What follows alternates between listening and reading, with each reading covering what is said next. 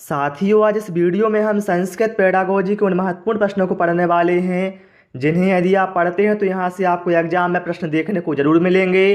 और यह सारे जो क्वेश्चन हैं आपके सिलेबस के अनुसार हैं, इसलिए आपसे रिक्वेस्ट है वीडियो कंप्लीट देखना। वीडियो पसंद आए तो वीडियो को लाइक करना, और यदि आप नए हैं तो चैनल को सब्सक्राइब भी कर लेना, जिससे आपको हर वीडियो का नोटिफिकेशन मिलता रहे। तो पहला क्वेश्चन क्या है, निम्नलिखितेषु किम छात्र केंद्रित अनुदेशनम। अर्थात यहाँ पर इसका अर्थ हुआ निम्नलिखित में से क्या छात्र केंद्रित अनुदेशन है। व्याख्यानाम, व्यक्तिकम, अनुदेशनाम, प्रादर्शनम या फिर प्रतिमानात्मकम। तो यहाँ पर साथियों राइट आंसर हमारा ऑप्शन बी के साथ चला जाएगा। ध्यान रखना, जो व्यक्तिक अनुदेशन होता है यह छात्र केंद्रित अनुदेशन होता है। चलिए प्रश्न क्रमांक 2 पर आते हैं। निम्नलिखितेषु किम शब्दावल्याः पाठन प्रक्रियाः अभिन्न भागः अस्ति। अर्थात यहाँ पर इसका अर्थ हुआ निम्नलिखित में से कौन सी शब्दावली पाठन प्रक्रिया का अभिन्न भाग है। तो देखिए, विन्यासः मतलब विन्यास, प्रत्ययः मतलब प्रत्यय, लोकोक्तयः मतलब लोकोक्ति, उपसर्गः मतलब उपसर्ग। तो देखिए यहाँ पर स्पष्ट रूप से हमें पता चल रहा है कि जो विन्यास है यह पाठन प्रक्रिया का अभिन्न भाग है, और बाकी जो प्रत्यय, लोकोक्ति, उपसर्ग ये भैया पाठन प्रक्रिया के भाग होते हैं। चलिए प्रश्न क्रमांक 3 पर आते हैं। नाट्यम पाठितुम किम उत्कृष्टम। अर्थात यहाँ पर इसका अर्थ हुआ नाटक पढ़ने के लिए या नाटक पढ़ाने के लिए क्या उत्कृष्ट है, या नाटक शिक्षण के लिए भी बोल सकते हैं कि नाटक शिक्षण के लिए क्या उत्कृष्ट है। ठीक है, उत्तर उसका एक ही होगा, है ना। तो देखिए, नाटक पढ़ाने के लिए उत्कृष्ट है कि क्या है, छात्र ही भावानुगुणम नाटकस्य अभिनयनम। अर्थात इसका यहाँ पर अर्थ हुआ छात्रों की योग्यता के अनुरूप नाटक का अभिनय करना। ठीक है, मान लो टीचर कोई नाटक है उनकी पुस्तक में बच्चों की, तो टीचर क्या करेगा, नाटक को पढ़ाने के लिए बच्चों से कहेगा कि आप पात्रों के अनुसार इस नाटक का अभिनय करें। ये सबसे अच्छा उत्कृष्ट शिक्षण होगा। ओके, चलिए प्रश्न क्रमांक 4 पर आते हैं। कहा गया है कस्मिन् अपि पाठ्यवस्तुनः संदर्भे मूल्यम इति शब्देन कः अभिप्रायः। अर्थात यहाँ पर इसका अर्थ हुआ साथियों, कस्मिन् का मतलब होता है किसी भी पाठ्य वस्तु के संदर्भ में मूल्यम मतलब मूल्य इस शब्द का क्या अभिप्राय है। यहाँ पर ये कहा गया है किसी पाठ्य वस्तु के संदर्भ में जो ये मूल्य शब्द आया है इसका क्या अभिप्राय है। तो साथियों मूल्य शब्द से क्या अभिप्राय है, शब्द से संदर्भगत अर्थ अभिव्यंजना। ध्यान रखना, मूल शब्द से अभिप्राय है शब्द की संदर्भगत अर्थ और अभिव्यंजना से। ठीक है, यहाँ पर राइट आंसर हमारा ऑप्शन ए के साथ चला जाएगा। ओके, चलिए प्रश्न क्रमांक 5 पर आते हैं।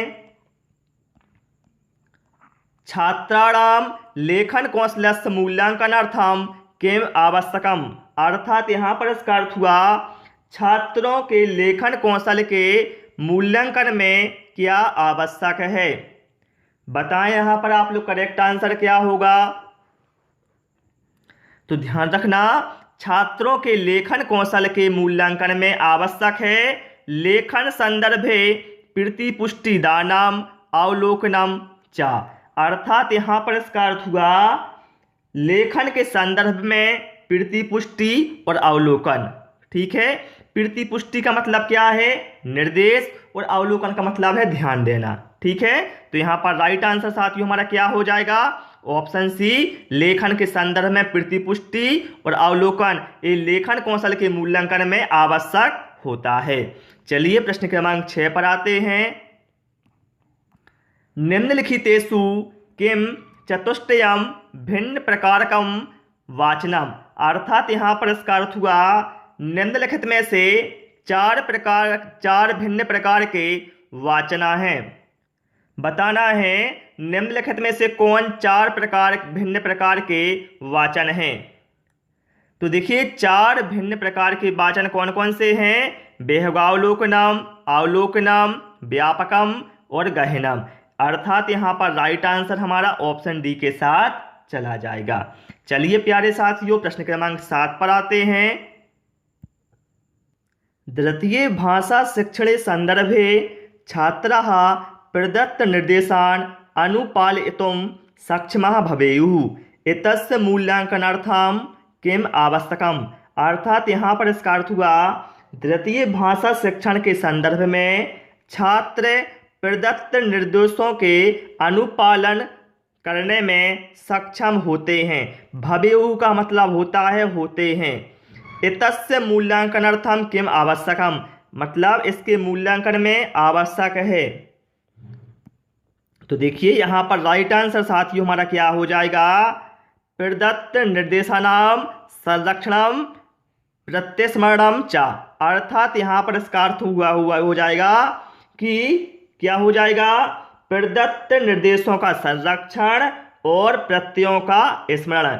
मतलब हमारा इसका टोटल अर्थ क्या हो जाएगा? द्वितीय भाषा शिक्षण के संदर्भ में छात्र प्रदत्त निर्देशों के अनुपालन करने में सक्षम होते हैं यदि प्रदत्त निर्देशों का संरक्षण हो और प्रत्ययों का स्मरण हो। ठीक है, चलिए इस प्रश्न क्रमांक 8 पर आते हैं। संप्रेषणात्मक भाषा शिक्षणम इत्येन कहा अभिप्रायः। अर्थात यहाँ पर इसका अर्थ हुआ संप्रेषणात्मक भाषा शिक्षण, इसका क्या अभिप्राय है? बताइए आप लोग, यहाँ पर राइट आंसर क्या है? तो देखिए ऑप्शन ए में क्या कहा गया है? श्रवण, भाषण, पठन, लेखन कौशलानाम संवर्धनानेन ग्रहण शक्ति अभिव्यक्ति शक्ति वह विकासः।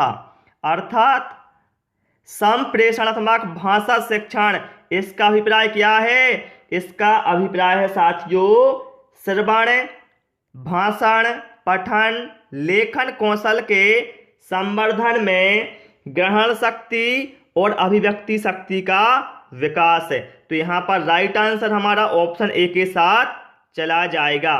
क्लियर? चलिए साथियों प्रश्न क्रमांक 9 पर आते हैं।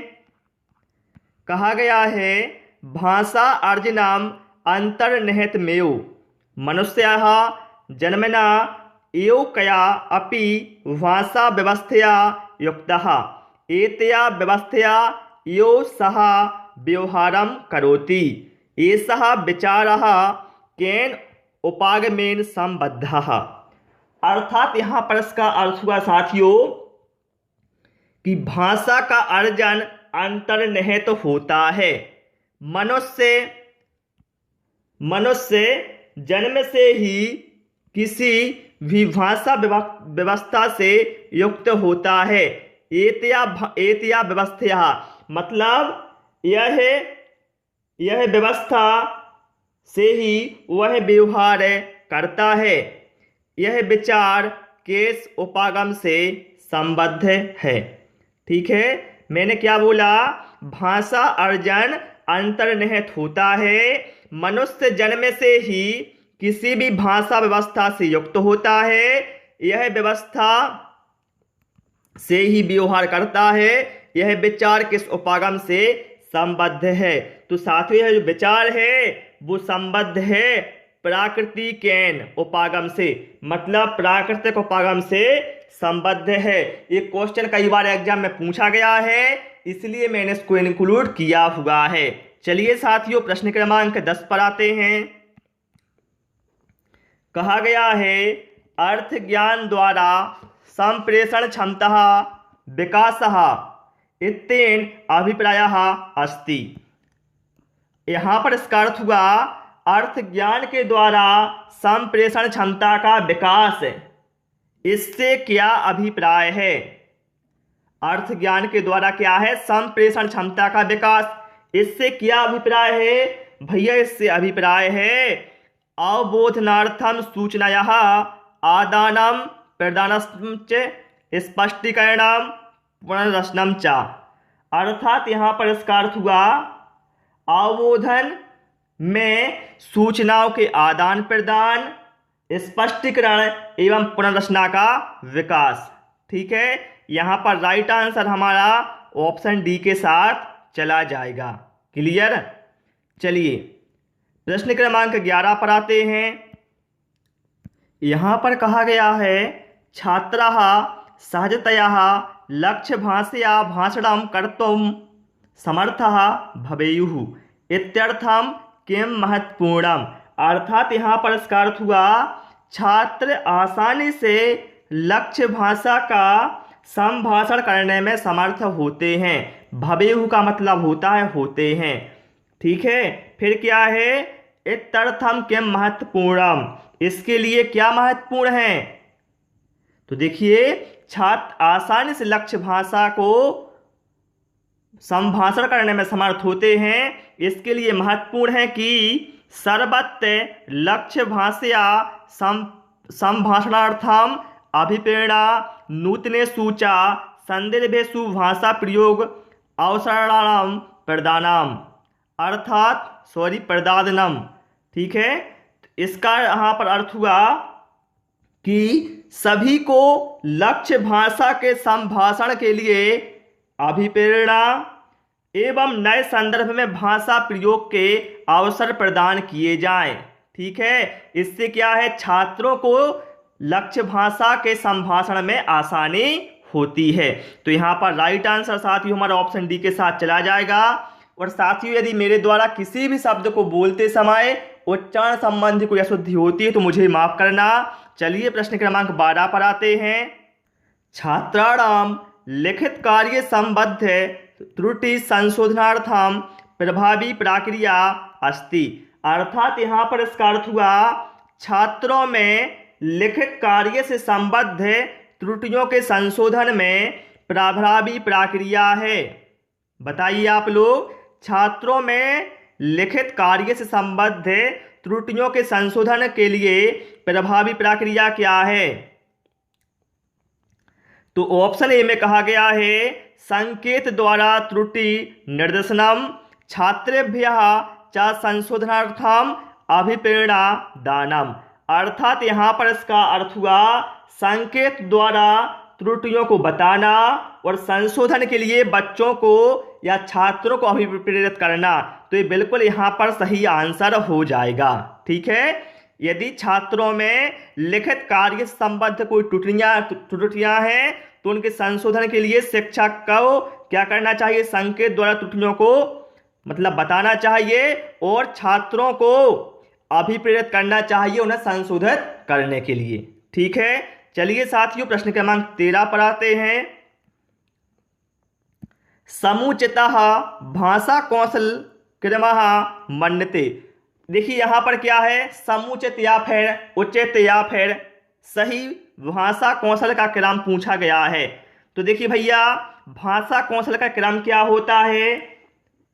देखिए पहले होता है श्रवणम, फिर भाषणम, फिर पठनम, फिर लेखनम।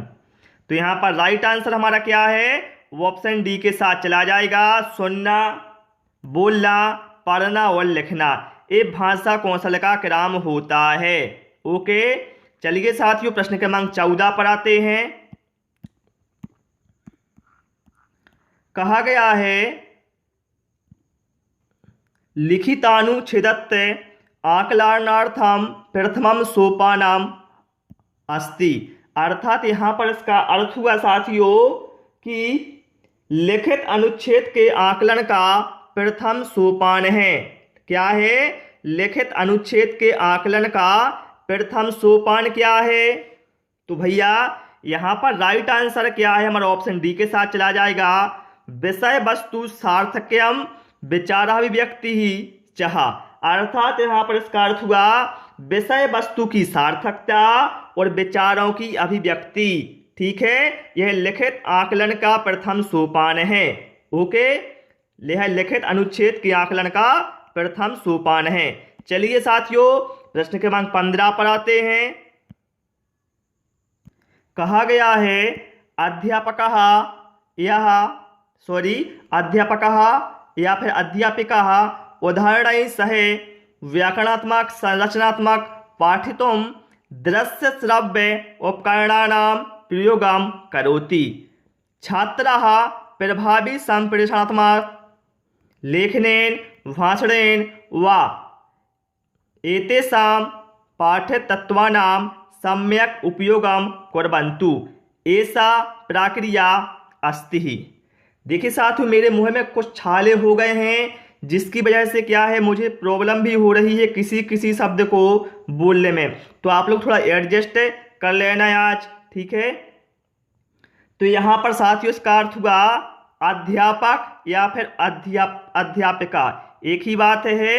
व्याकरण संरचनात्मक के पढ़ाने के लिए उदाहरण के साथ दृश्य श्रव्य उपकरणों का प्रयोग करती है और छात्रों के प्रभावी संप्रेषण के लिए लेखन, भाषण और पाठ्य तत्वों का सम्यक उपयोग करती है। यह प्रक्रिया क्या कहलाएगी? तो देखिए, यदि कोई अध्यापक या अध्यापिका क्या करती है, व्याकरण संरचना को पढ़ाने के लिए उदाहरण के साथ साथ दृश्य श्रव्य उपकरणों का प्रयोग करती है, तो यहाँ पर जो राइट आंसर हमारा है वो होगा ऑप्शन सी। क्या होगा हमारा करेक्ट आंसर? यहाँ पर ऑप्शन सी होगा, आगमनात्मक प्रक्रिया वह है। ओके, तो साथियों इस क्लास में केवल हमने 15 क्वेश्चन इंक्लूड किए थे, जो कि मैंने आपको व्याख्या सहित बता दिए हैं। आपको हमारी क्लास कैसी लगी हमें कमेंट करके अवश्य बताएं। क्लास पसंद आई हो तो वीडियो को लाइक करें, दोस्तों के साथ शेयर करें। नए नए वीडियो पाने के लिए चैनल को सब्सक्राइब करें। Thanks for watching this video.